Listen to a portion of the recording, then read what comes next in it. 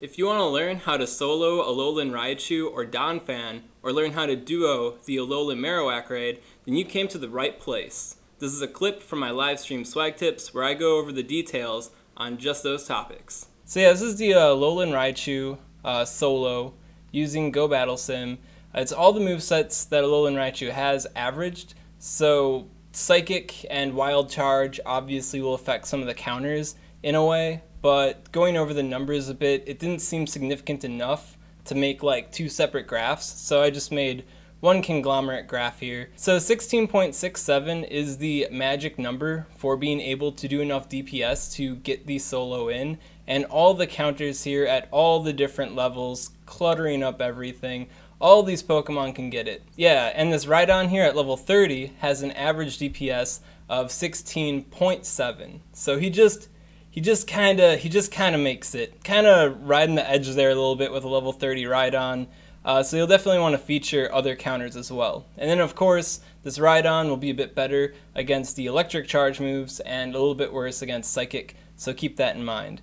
So yeah, this graph has the best counters, and the better ones I decided to include the breakpoints for, so you're aware of them. And because it's a solo, there's no, friendship interfering. And because the solo is so achievable with all these different counters, I didn't put any weather in either because it's, I don't know, very clearly a easy solo to achieve. Groudon, obviously the best against an electric type. Tyranitar, obviously the best against a psychic type. So these are going to be your main big daddies for taking on this raid. This Mewtwo's got Confusion and Shadow Ball, and I designated it with the Confusion. And going down on the breakpoints, this is M2, so Mewtwo, Confusion with level 28.5, and then this is Mewtwo with Confusion at level 35. So I decided to throw in Psycho Cut in there, which doesn't really have a breakpoint, just at like the general level 30, just to give an idea of like how Psycho Cut will be outperforming the level 28.5 Confusion Mewtwo if you're that into max mining your experience, right? But I mean, if you're max mining super hard, you're probably already powering up your Mewtwo all the way, which you'll want to go with the Confusion. Unless you're super into the speed and the dodging, in which case, you know, they're the Psycho Cut and Confusion, both really good. Yeah, so over here on the side, Shadow Claw Gengar obviously having the best DPS. I didn't designate it on this graph, but in other graphs I designate this. But it's got like a level 39 or something like that, like super high up breakpoint. So I decided to not include it because you're basically maxed out anyways. But the breakpoint after that is level 29.5. So a Shadow Claw Gengar at level 29.5 will be performing as well as a Hex one. So if you look at the DPS of everything else, the Hex Gengar isn't bad. But if you do trade or have a Shadow Claw Gengar, even with poor IVs, all you have to do is pass the level 29.5 breakpoint. Pretty easy, so yeah, good DPS there. But I don't think you're really going to need to use a Shadow Claw Gengar or a Hex Gengar, anything glassy with high DPS, especially if you're packing a Groudon or a Tyranitar. Focusing on the Groudon here, level 26.5, pretty easy, light investment for a Groudon. That will allow you to achieve the solo pretty well. And then for Tyranitar, using Bite and Crunch, level 28.5, also very, very nice. Yeah, so don't have to get too detailed with this. Alolan Raichu, very easy. And as always, when I get this up on the YouTubes, I'll include the graphs in the description so you can go over these numbers a little bit more.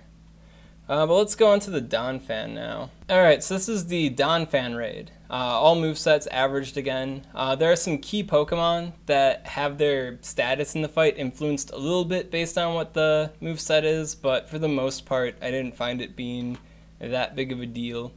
But yeah, so the DPS you need to solo it is still 16.67. So everything that's lower than Frenzy Plant Venusaur here is basically not really making it, or just barely making it, like the Gyarados kind of pushing it a little bit. Sceptile, just a little bit too little, you know? So these guys are just like almost there for the solo, but not quite. But if you're using like the masters, such as a maxed out or nearly maxed out Gyarados, or a level 32 or higher Kyogre, then their DPS is enough where it pulls, the DPS of these guys up. It's your average DPS. It's not each individual Pokemon has to be at that higher DPS. So yeah, having a high level Gyarados or a high level Kyogre will help kind of smooth out the more flaky Pokemon's numbers, right? And for the Gyarados, this is using Waterfall.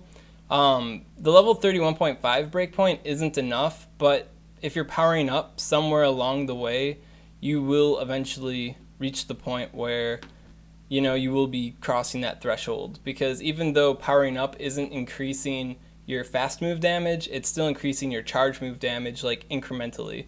And as you can imagine, from level 31.5 to level 40, that's a lot of power-ups, that's a lot of small gains.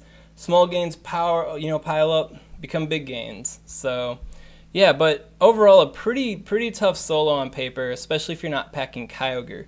For that reason, you might want to get some weather on your side, and I made graphs for that. So alright, so this is Donphan Counters, and this is using clear weather, so all the grass types and Groudon are getting boosted in this fight, and water types aren't.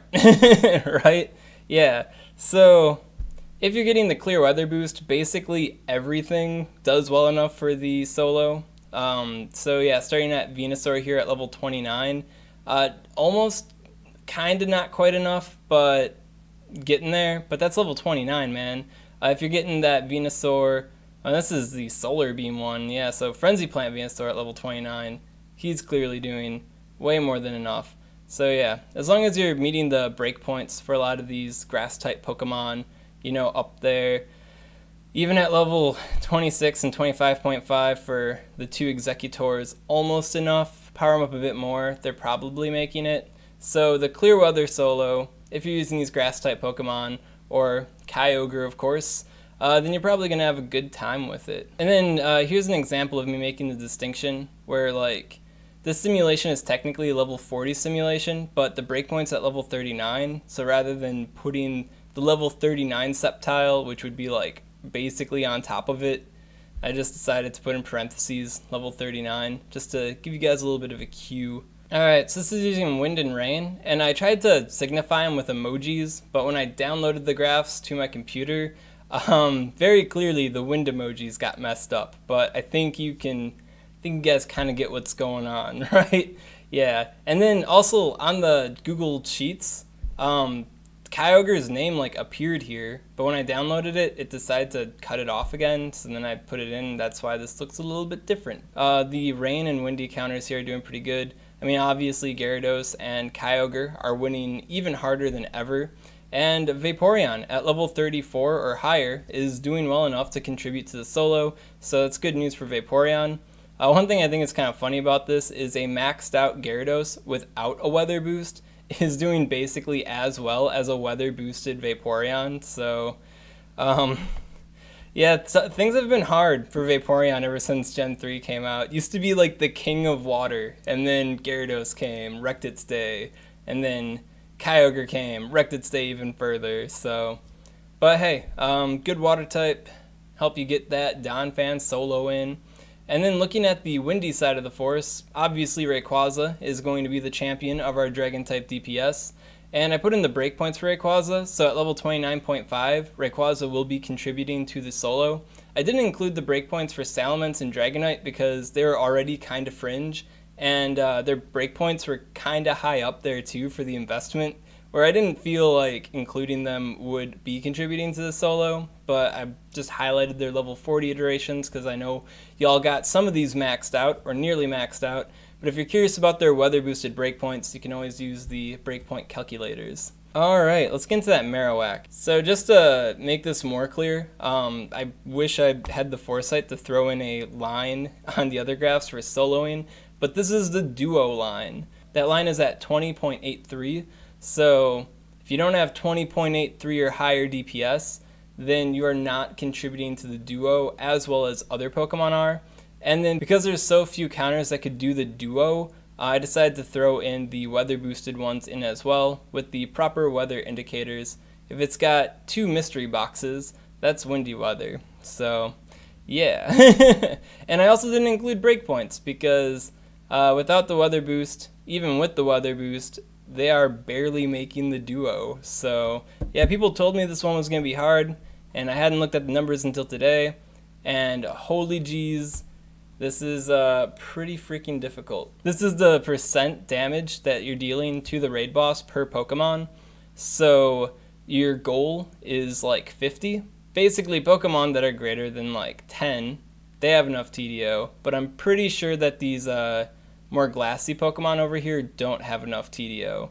But if you're using, you know, some of these greater counters like Groudon with the weather boost, Tyranitar with the weather boost, Gyarados, Kyogre with the weather boost, they'll have enough TDO where they make up for these more glassy Pokemon. Yeah, I'd say Shadow Claw Gengar looks a little bit small on this graph because I included the weather boosted Pokemon. If I were to take them away, then nothing would be above this line except for Shadow Claw Gengar. So yeah, if you're going for this particular duo without a weather boost, then you're definitely going to need to pack Shadow Claw Gengars or you won't be able to achieve it. And of course, Shadow Claw Gengars won't have enough TDO to prevent you from having to, you know, switch in another team, getting knocked out. And because of the DPS loss from getting knocked out and having to come back in, you're going to want to avoid that. So comboing with some Kyogres is going to be very important. So yeah, without the weather boost, I don't think the duo is going to be happening for the majority of players in this game. You might want to be playing by the weather or going for the trio. So 13 point something something is the amount of DPS you need for the trio, which, I mean, we're at 18 right here as the minimum for these counters. So clearly the trio is going to be a lot easier than the duo. But if you're bold enough to do the duo and you got enough of the right counters or you got the right weather happening, then you should have it pretty easily. I would say that if you are going for the weather boosted duo and it's not in rainy weather, you might want to look at what the breakpoints are for the Tyranitar and the Groudon, Mewtwo, etc. Oh yeah, to give a little distinction here, this is the Smackdown Tyranitar with the partly cloudy boost, and then this is the Bite Stone Edge Tyranitar with a partly cloudy boost. Just the distinction between the fast moves. This is one of those unfortunate fights where you're really going to want to have the Smackdown. Oh yeah, and if you're curious, the Stone Edge versus the Crunch, they're roughly the same in performance. I mean, if you're getting the boost, you're obviously want to go with the Stone Edge, but the drop from the Stone Edge with the Smackdown to using Smackdown with Crunch isn't that big of a deal. You'd still be contributing to the duo with it. That was a clip from my live stream SwagTips. SwagTips streams every Thursday at 7 p.m. Central Time on the Twitch channel SwagTips. If you have any questions on this content that you want answered, then comment below. I'll be happy to help you out. And if you enjoyed this content and you want to see more like it, well then make sure to subscribe to SwagTips.